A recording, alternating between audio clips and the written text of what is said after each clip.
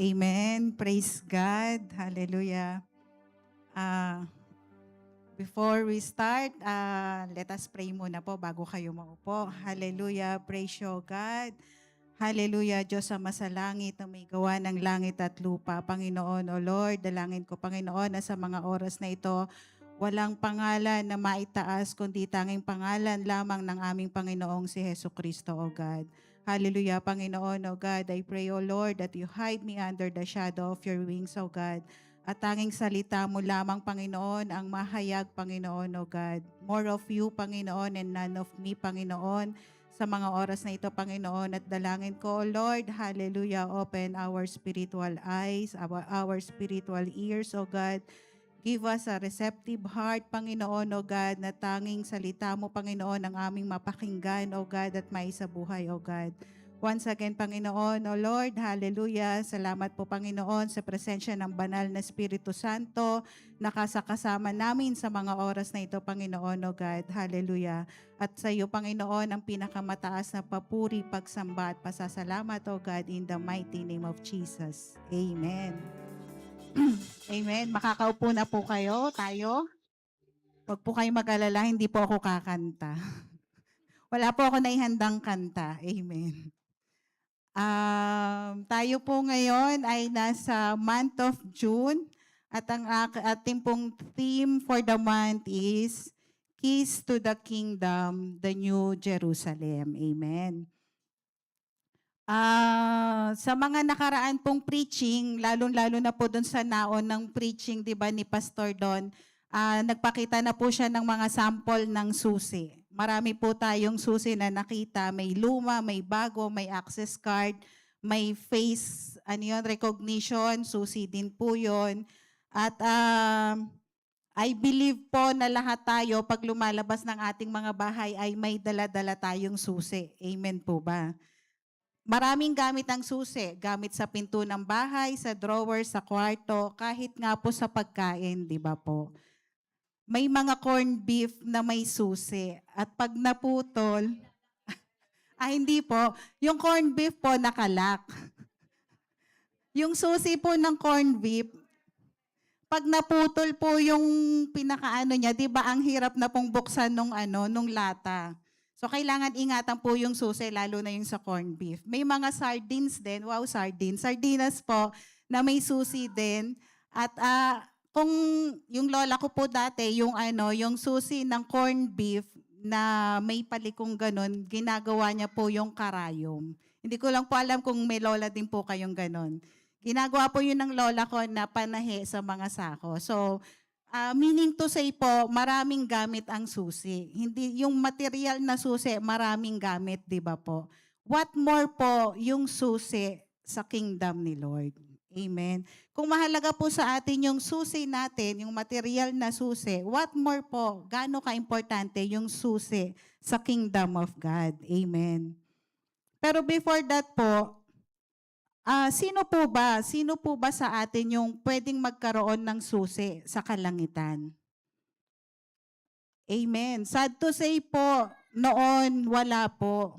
Wala pong sino man sa atin ang pwedeng magkaroon ng susi.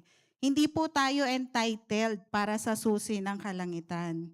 Bakit po? Kasi ang sabi po sa Romans 3 verse 23, for all have sinned and fall short of the glory of God.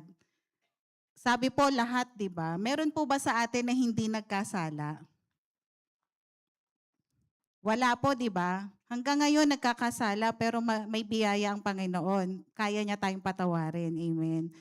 So, nung nagkasala po ang tao, ano daw po yung kabayaran ng kasalanan? Basahin niyo po sa Romans 6:23. Ulit po, sabay-sabay. 1, 2, 3.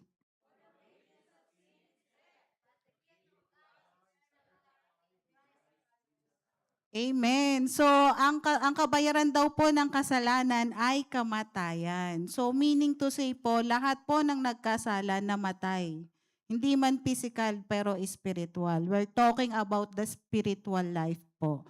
So, lahat po tayo is namatay. Sabi din po sa Revelations 21 verse 27, Nothing Nothing impure impure will will ever ever enter. enter it, nor will anyone who does what is shameful or deceitful, but only those whose name are written in the Lamb's book of life. Amen. So kung sino lang daw pong pangalan yung nasusulat sa libro ng buhay, sila lang po ang makakapasok sa kaharian ng langit. Namatay na nga, nagkasalanan, namatay na sa kasalanan, hindi pa po naisulat ang pangalan sa libro ng buhay. Amen po. So sabi nga po sa mga nabasa natin sa Romans 3:23, lahat daw po ay nagkasala, wala pong exempted. Naririnig na natin yan sa maraming preaching. Lahat daw ay namatay, sabi sa Romans 6:23. Actually po, yung kasalanan nagsimula pa po from the beginning. Kanino po? Kay Eva at kay Adan, di po ba? Doon pa lang sa Garden of Eden, nagsimula na doon yung kasalanan up to the current generation. Dala-dala po natin yung mga kasalanan doon sa sinauna nating ama at ina. Dala-dala na po natin yung, nakita po natin doon sa Genesis yung kung paanong nahulog sa kasalanan yung ating mga unang parents, kung paano silang na-deceive ni Satan at nag-fall sila sa kamay ni Satan. At the same time, nahiwalay po sila, na-separate sila sa presence ni Lord. Amen po. Pero salamat po thanks be to God sa buhay ng tao na ginamit niya para sa inyo, para sa akin, para po sa atin. May ginamit si Lord na tao para po tayo ay makakita ng liwanag. Ang mga taong nasa kasalanan ay nasa kadiliman. Amen po ba? Amen. So may ginamit po ang Diyos na tao, may isinugo po ang Diyos na tao para tayo po ay mapunta sa liwanag. For us to see the light and for us to hear the word of God. So dun sa taong ginamit na yung ni Lord para tayo ay maakay sa liwanag, para makarinig tayo ng salita ng Diyos, and for us to know Jesus. Kasi nung tayo po ay namumuhay pa sa kasalanan, hindi na alam nating may Jesus. Pero sino ba si Jesus that time, doon sa dati nating buhay? Hindi natin alam na si Jesus is the way, di ba? Hindi natin alam yon kasi nga, we are blinded. Nasa dark kasi tayo. Hindi natin nakikita yung liwanag na dala ni Jesus. Amen po. Ngayon po, na alam na natin kung gaano ka gracious, kung gaano ka merciful ang ating Diyos Ama. Alam din po natin kung gaano niya tayo kamahal. Even before the creation, sa Genesis 1 verse 26 to 27, sinabi po dyan kung paano tayo kinreate ng ating God the Father. Sabi po sa Genesis 1 verse 26, then God said, let us make man in our image, in our likeness, let them rule over the fish of the sea and the birds of the air, over the livestock, over all the earth, and over all the creatures that move along the ground. So God created man in His own image. In the image of God, He created him, male and female, He created them. So paano daw po kayo kinreate ng Diyos? Sinong kamukha niyo po? Pag tumitingin po ba kayo sa salamin, nakikita niyo po si Jesus.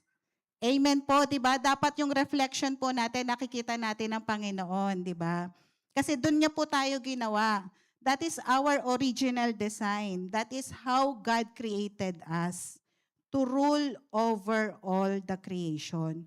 Bago pa man po, nasa atin na ang authority. Meron na po tayong authority bago pa man. Umpisa pa lang po. At ganun po tayo kamahal ng Panginoon. Kasi bago niya po ginawa ang mankind, nandyan na ang provision. Di ba nung mga unang araw, ginawa niya muna lahat ng mga punong kahoy, mga animals na pwedeng kainin, lahat ng pwede natin gawing shelter. Meaning to say po, na-provide na ni Lord ang lahat ng ating mga pangangailangan bago pa man niya tayo ginawa. But sin separated us from the love of God. Yun po yung malaking nagpahiwalay sa atin. Yun yung rason kung bakit tayo nahiwalay sa Diyos, yung kasalanan natin. Kaya hindi tayo naging entitled na sa susi. Nawala na po sa atin yung authority. Nawala na sa atin yung to rule over all the creation dahil sa kasalanan natin. Gayun pa man po, mahal na mahal pa rin po tayo ng Panginoon dahil siya mismo po ang gumawa ng daan para po tayo ay maligtas. Para po tayo ay makabalik sa presence ni Lord. Para po tayo ay makabalik, syempre po ano po ba ang una nating kailangan? Ano po ba ang una nating dapat gawin? Sabi po sa Matthew chapter 4 verse 17, pakibasa po. From the time of Jesus began to preach, repent for the kingdom of heaven is near. Repent, sabi po dyan sa verse 17. Kasi malapit na daw pong bumalik si Jesus. So kailangan natin mag-repent sa ating mga kasalanan. Sinabi din po sa Matthew chapter 16 verse 4. A wicked and adulterous generation looks for a miraculous sign, but none will be given it except the sign of Jonah. Jesus then left them and went away. Amen. So yung mga Pharisees and mga Sadducees, anong sabi? Yung mga far to see and sad to see. Narinig ko lang po yung sa naunang nag-preach. Sabi daw po, di ba, nangihingi ng sign ang mga sad to see. Pero sabi po diyan, wala daw pong ibang ibibigay kundi sign of Jonah. Ano ba yung sign ni Jonah? Ano ba yung sign na sinasabing sign of Jonah? Makikita po natin yan sa Jonah chapter 3 verse 4. On the first day, Jonah started in the city. He proclaimed 40 more days and Nineveh will be overturned. Alam niyo po ba yung story ni Jonah? Amen. Sinong kumain kay Jonah? Hindi si Jonah, si Jonah. Hindi si Judith, si Jonah. Kinain daw po siya ng malaking isda, di ba po? Kasi ayaw niyang pumunta ng Nineveh. Ayaw niyang gawin yung inuutos sa kanya ni Lord. Sabi ko, ano ba yung inuutos ni Lord kay Jonah at ayaw niyang gawin? Nagpakain pa siya sa malaking isda. Ito lang naman pala yung pinapasabi sa kanya ni Lord.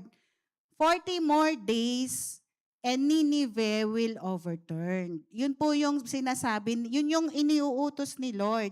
Sabihin mo sa mga taga Nineveh na gugunawin ko na ang Nineveh. Sisirain niya na ang Nineveh sa loob after ng 40 days. Sabi po yon ni Lord kay Jonah. Anong ginawa po ng mga Ninevites? Yung Ninevites taga Nineveh. Tama po ba? Nagpapaalis lang po ako ng kaba.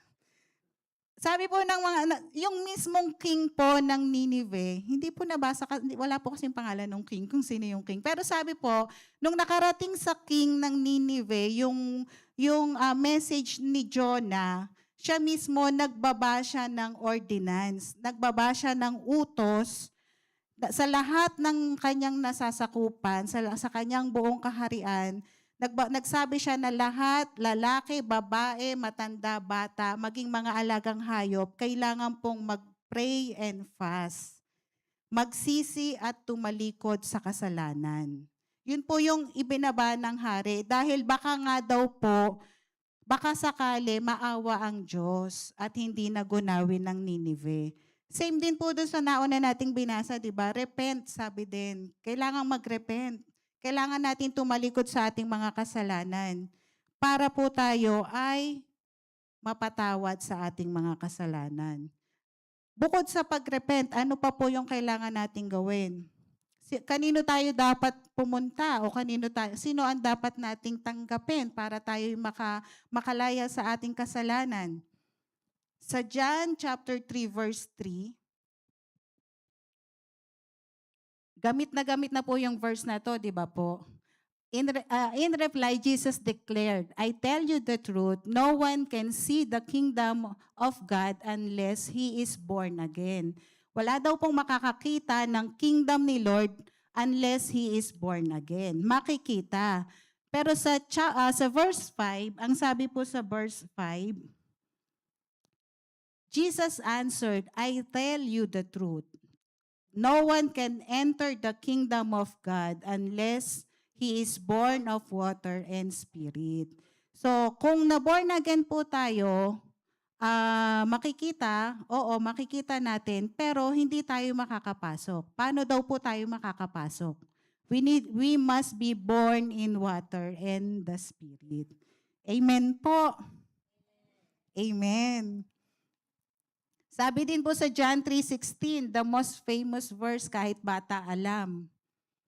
For God so loved the world that He gave His only begotten Son, that whosoever believes in Him shall not perish but have eternal life.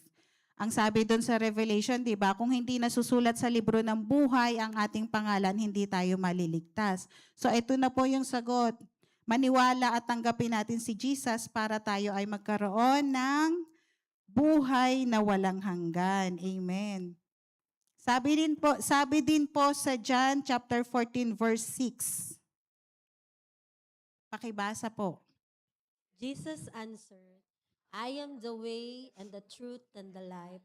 No one comes to the Father except through me. Amen. So si Jesus po ang daan para tayo ay makapunta sa ating Diyos Ama sa langit. Ano pong gagawin natin? 'Di ba? Kailangan nating magrepent at sabi din po sa 1 John chapter 1 verse 9.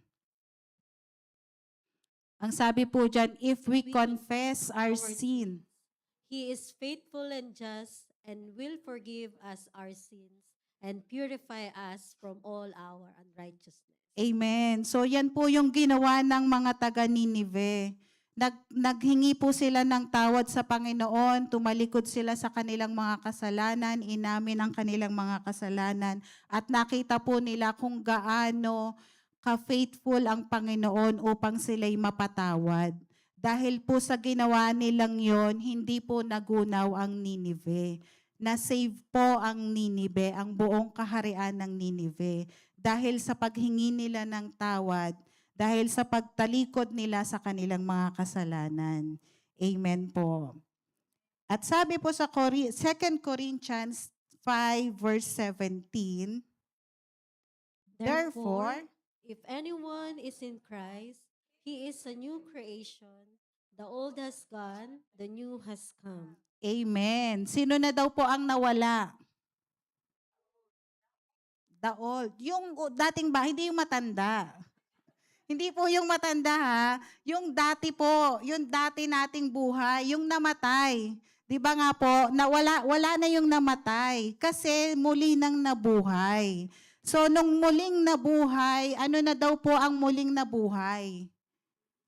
We are new, bago. Bago na po tayo. Amen po. We are born again. Wala na po yung matandang buhay. Amen po. Wala na yung ating sinaunang buhay. Wala na tayo sa kadiliman. Nailabas na po tayo sa kadiliman. Amen po. Sa nakita po natin, from sin, nagrepent, nagconfess, humingi ng tawad, tumalikod sa kasalanan, pinatawad ng Diyos, nakareceive ng bagong buhay.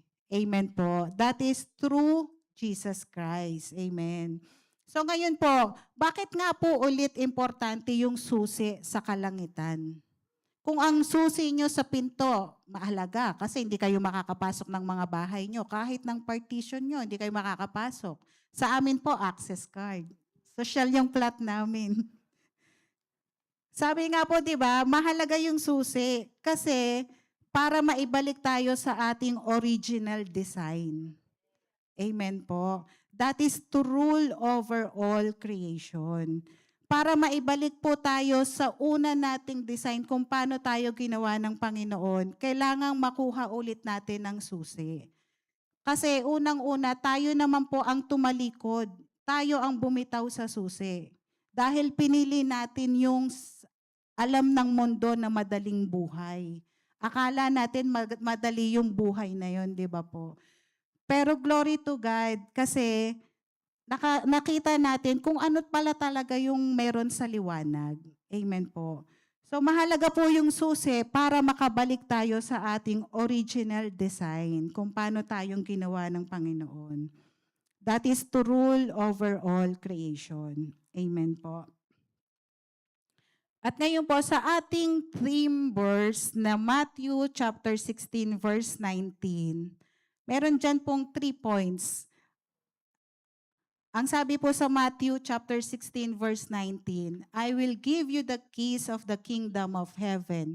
Whatever you bind on earth will be bound in heaven, and whatever you loose on earth will be loose in heaven. Kagaya po ng mga naunang na-preach na, sabi, yung unang-una pong kidyaan is, I will give you the keys of the kingdom of heaven. Gaano po kaganda yung kingdom? Yung last month, 'di ba, yung ating theme last month, dinescribe po kung gaano kaganda yung kingdom.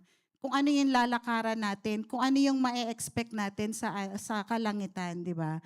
So, dito po bibigyan tayo ni Lord ng susi.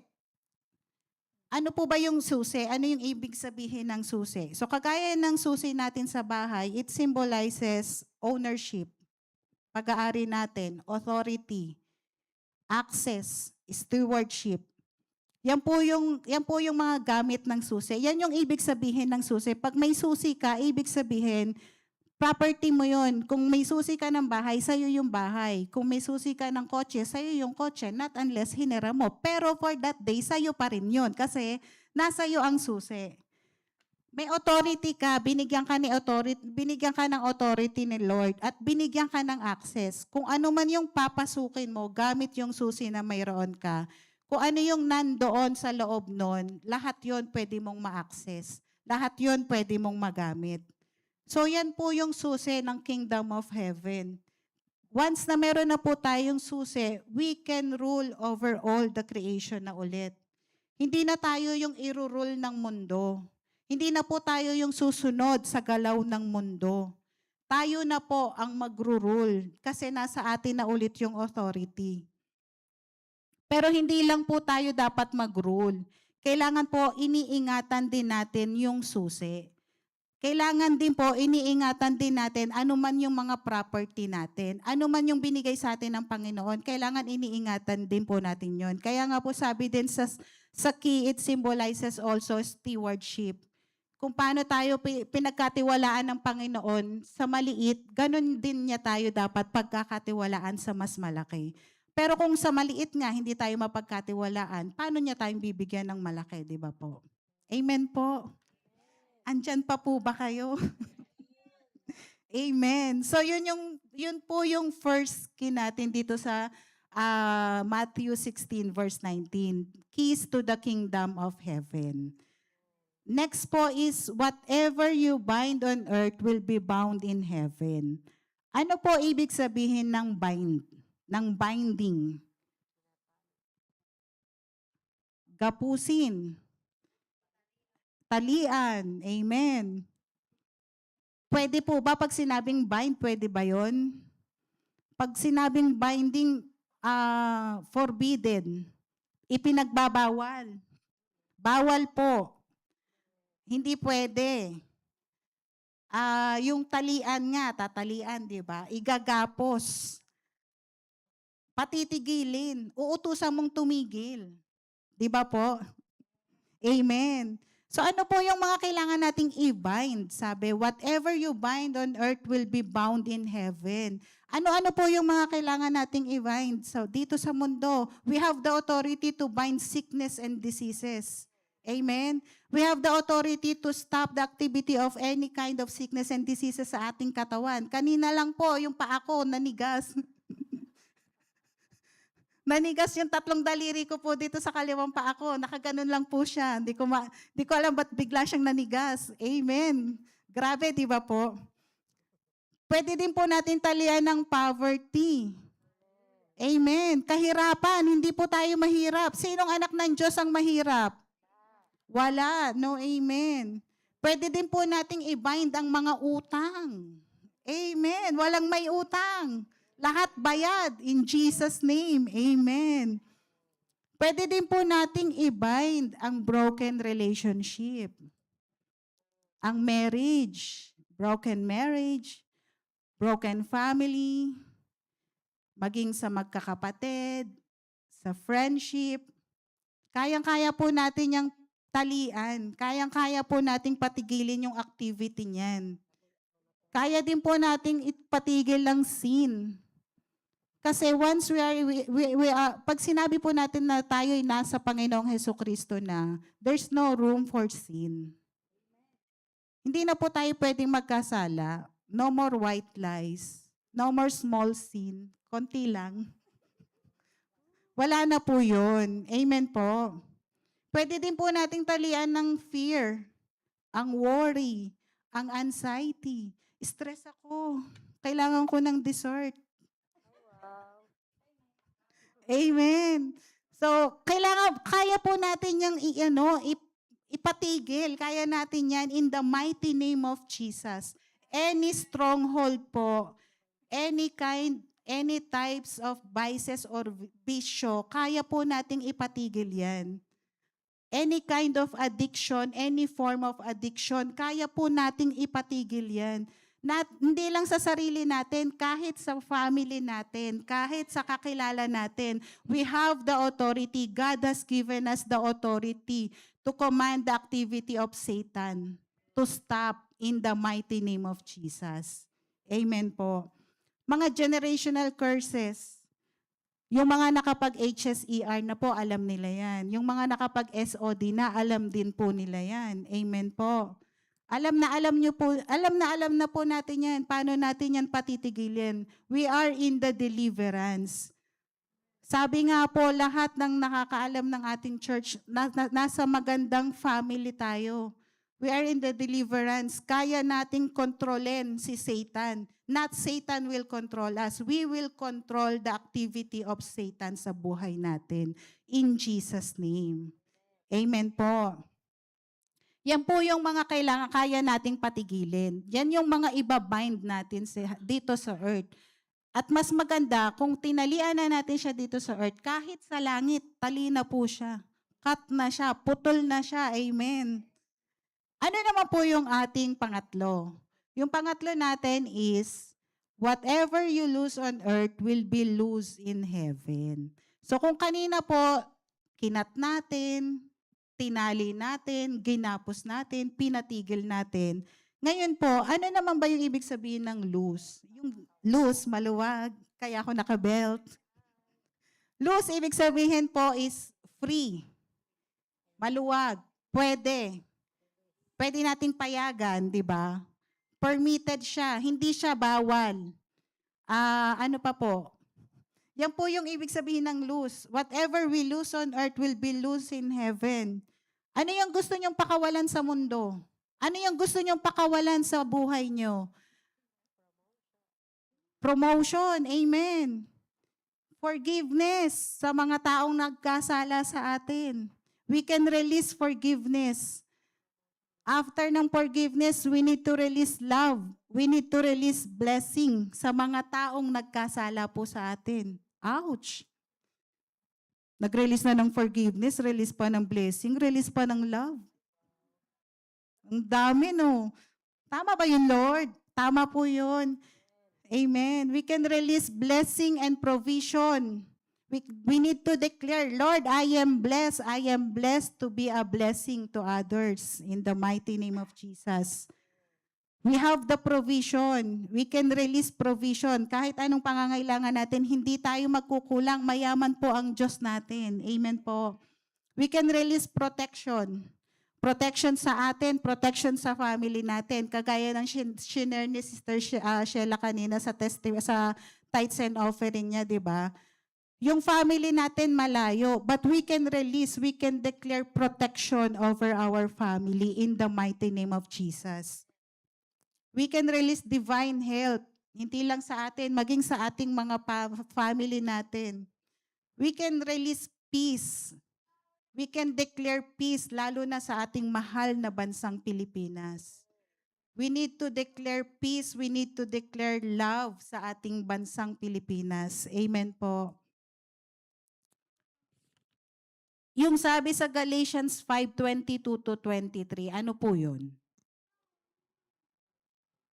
Hindi nila alam yung Galatians 5. Nahiya lang po.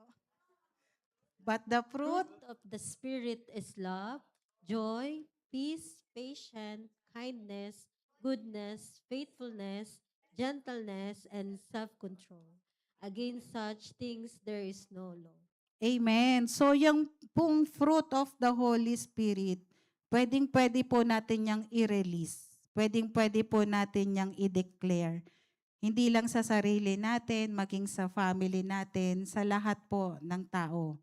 We can release, we can declare love, we can declare joy. Malungkot ka, declare joy. Lord, the strength of the Lord is my joy. The joy of the Lord is my...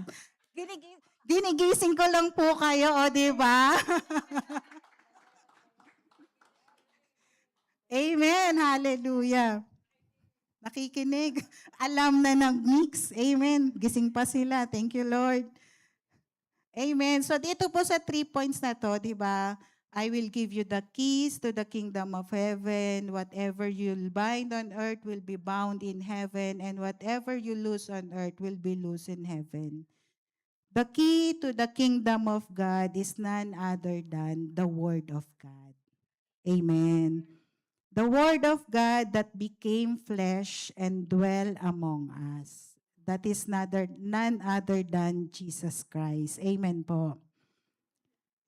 Kung sinasabi po natin that we receive Jesus Christ as our Lord and Savior, then we have the key. Nasa sayo na ang susi. Did you receive Jesus Christ as your Lord and Savior? Amen. Meaning to say, may susi na po kayo. We need to use the key. Kailangan nyo pong gamitin ang susi. Kailangan nyo pong isabuhay ang susi. You need to live and act on it. Dapat nagmamanifest po sa buhay natin ang salita ng Panginoon. Amen po. When we say, I am rich, then act like it. Diba? Kung sabi natin, I am rich, wag kayong yung mukhang kawawa. Dapat hindi tayo paawa, just to win favor.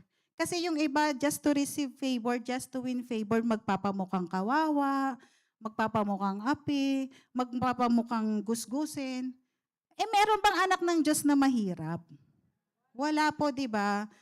We are rich, di ba po? I am rich, we are rich. Walang anak ng Diyos na mahirap. Ang lahat ng anak ng Diyos ay mayaman at highly favored. Amen. Ang sabi po sa John 14 verse 14, favorite verse ni Pastor Don. You may ask anything in my name and I will do it. Sabi din po sa Philippians 4:19.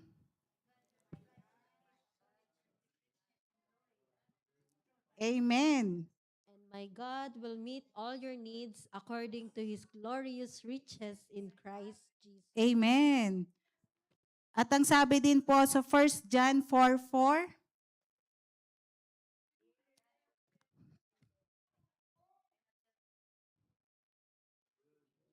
You, dear children, are from God and have overcome them, because the one who is in you is greater than the one who is in the world. Amen. So ganyan po tayo kayaman. Kaya tama na po yung pagpapaawa. Amen. Mayaman na po tayo. Amen po. Glory to God po nung one time na magkakausap kaming mag-anak. Ng aming anak po na si Lian. Kilala niyo po yung anak namin. Glory to God, na ako po ay sobrang blessed na blessed sa anak ko. Magkausap po kami. May pinag-uusapan kami eh. Sabi ko sa kanya, hindi ka ba na-overspend? Kasi may ganito, may ganyan, may ganyan. Sabi niya, ano ka ba, Mi? Mayaman ang father ko. My Father in heaven.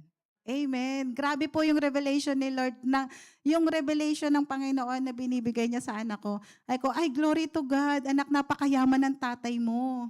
Ng tatay mo sa langit. Kahit yung tatay niya sa lupa, mayaman. Amen. Amen. Glory to God, kasi natanong ko din po siya, anak, continue pa ba yung tithes mo?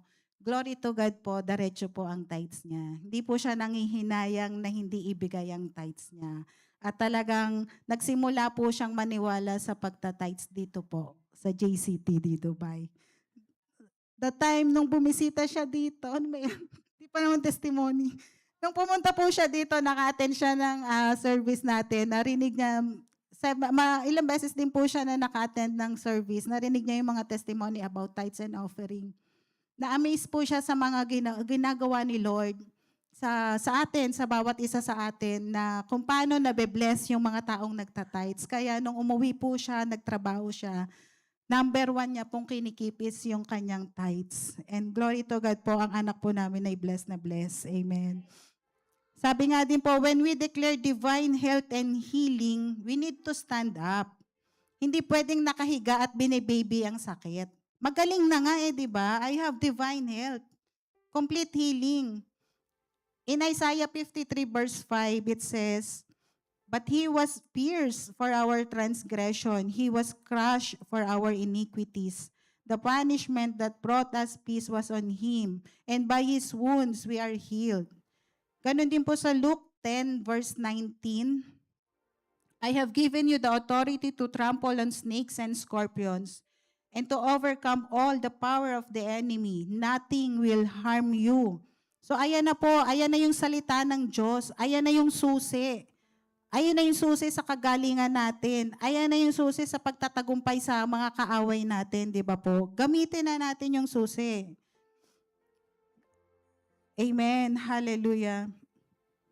When we release forgiveness, kagaya nga po ng sabi ko, kasunod din ang love. Hindi po pwedeng nagfo-forgive lang, dapat love din. Wala pa po ako sa testimony. We need to love people around us, especially those who hurt us. Yung fruit of the Holy Spirit, yan po yung unang-unang dapat nagmamanifest sa buhay natin. Unang-una po sa fruit of the Holy Spirit is love. Ganun po ka-importante ang love. Because God is love. Amen. When we say that we have the peace of God, wala na tayong worry sa buhay. Wala nang what if. Bakit ganon? Wala na po yun. Proverbs 3 verse 5 to 6. Trust in the Lord with all your heart and lean not on your own understanding. In all your ways submit to Him and He will make your path straight. James 4 verse 7. Submit yourself then to God. Resist the devil and it will flee from you. And Psalms 119 verse 105. Your word is a lamp for my feet and a light on my path. Ito pong mga salita ng Panginoon, ito po yung mga kailangan nating gamitin. Ito yung ating susi, di ba? Nakita na po natin yung importance ng susi. Ikikip nyo po ba yon? Sasarilinin nyo po ba ang susi? Kailangan po nating i-share ang susi. Kailangan po nating ipamahagi ang susi. Huwag po kayo mag-alala, hindi po kayo mawawalan ng susi. Marami pong susi ang Panginoon. Kaya nga kailangan ipamahagi po natin ang susi. Sabi po doon sa binasa natin kanina sa Acts chapter 2, sa 38 and 39, Peter replied, repent and be baptized, every one of you, in the name of Jesus Christ, for the forgiveness of your sins. And you will receive the gift of the Holy Spirit. The promise is for you and your children, and for all who are far off, for all whom the Lord God will call. Amen. We need to do something po. The Word of God is very clear. His promise, yung pangako po ng Panginoon ay hindi lamang para sa iyo. Hindi lang po yun para sa akin. The promise of God is for our children.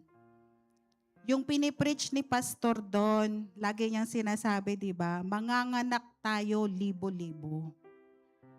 Those are our children. So we need to move forward and upward. Kung hindi po tayo mag-move forward and upward, many will suffer. Many people will remain lost. Many people will stay in darkness. It might be your family. It might be your brothers, your parents. your friends, your loved ones, your relatives, mga kakilala nyo. Once we receive the key, we need to share it. Unang-una po sa family natin. The power of the Holy Spirit. We have that. Meron po ba kayo nun? Amen. We need to reach out first to our family. Huwag po tayong papayag na may maiwan kahit isa sa family natin. Di ba po nakakalungkot kung tayo safe, tapos yung family natin hindi. Nakakalungkot kung tayo nagpupuri, tapos yung family natin iba yung sinasamba.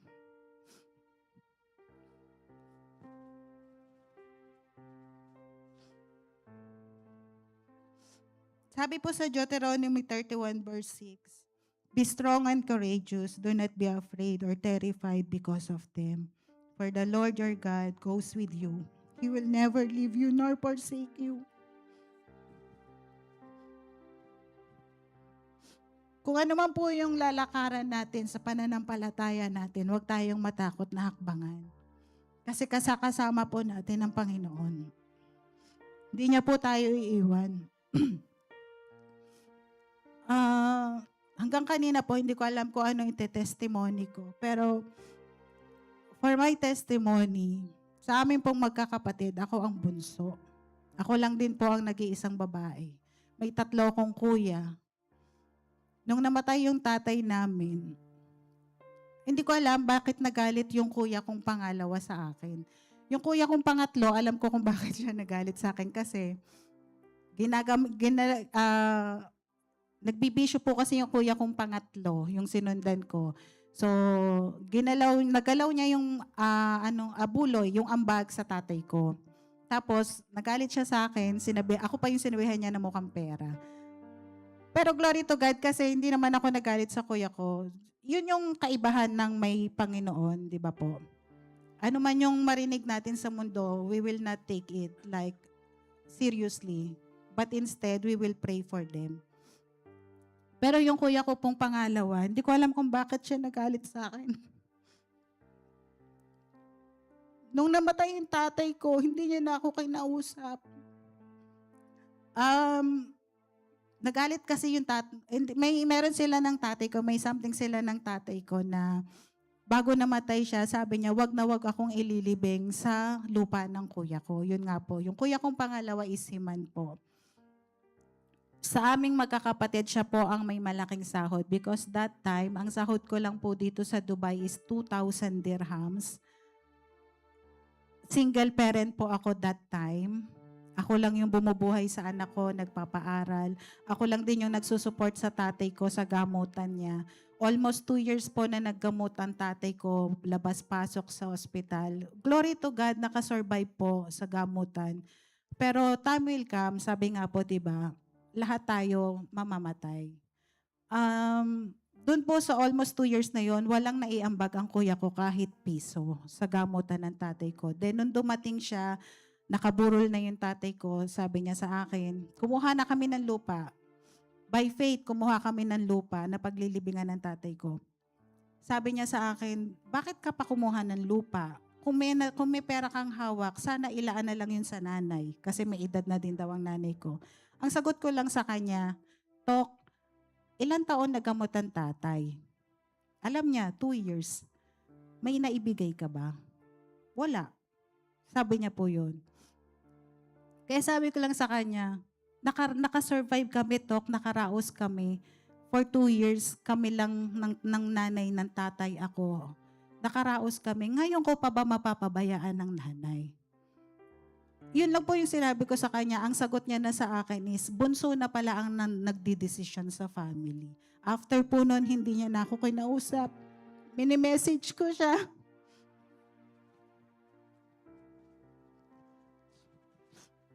Nagigreet ako sa kanya ng happy birthday, nagkakamusta ako sa kanya. I tried to reach out, pero hindi niya po ako nire-replyan. Lagi kong sinasama sa prayer yung mga kapatid ko. Do alam ko, nakarinig naman na sila, nakareceive na din sila ng salvation, nakapag-pray na sila. They accepted Jesus Christ as their Lord and Savior, pero hindi pa po nila naisa sa buhay. Pero glory to God po, talagang yung prayer, kumikilos po. Nung, ano bang nauna, Mother's Day o birthday ko. Nung nag-birthday po ako, nauna pa po siyang bumati sa akin. Siya po yung kaunahang nag-message sa akin. Happy birthday, sabi niya.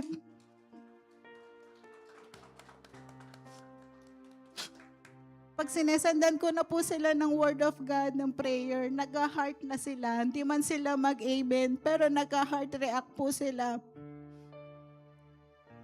Kaya nga, sa atin po, wag po tayong mapapagod na mag-reach out sa family natin.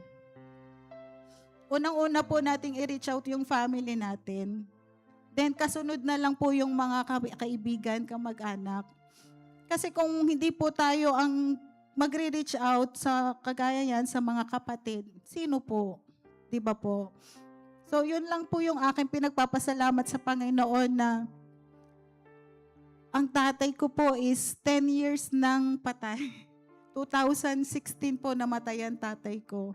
Pero gaano man katagal, hindi man kami po, formally pa rin na nagkakausap. I know, pag nakita po kami ng personal, mare-restore yung relationship because God is there, kasama ko ang Panginoon.